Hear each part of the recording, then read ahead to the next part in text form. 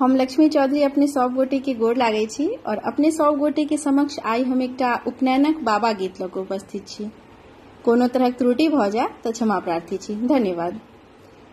बरुआ मरबा पबै से कतेक मुसके, बरुआ मरबा परबै से कतेक मुसके, कतेक मुसके हे जानौ देखी के, कतेक मुसके हे जानौ देखी के, बरुआ मरबा पबै से कतेक मुसके, बरुआ मरबा परबै से कतेक मुसके।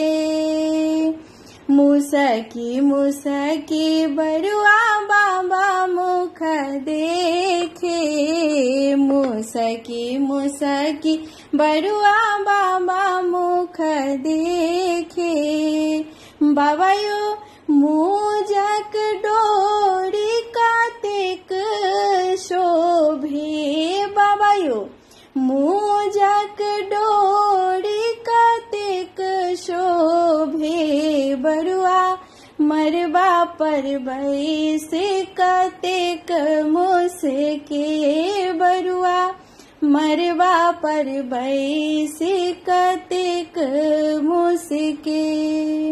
मुसकी मुसकी बरुआ गर्दनि ताके, मुसकी मुसकी बरुआ गर्दन दिस ताके, गर्दन मृगक छाल के हन लटके, बाबा यो मृगक छाल के हन लटके, बरुआ मरबा परबै से कतेक मुसके, बरुआ मरबा पबै से कतेक मुसके।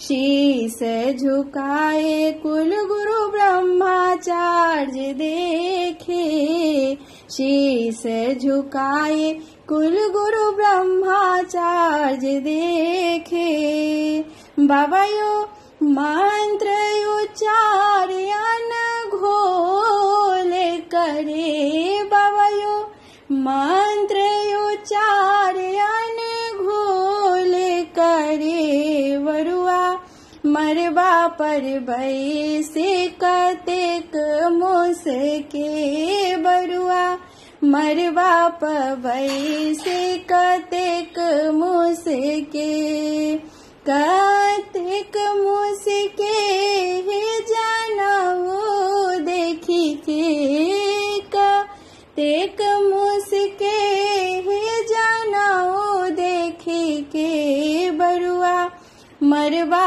परबै से कतेक मुसके, बरुआ मरबा परबै।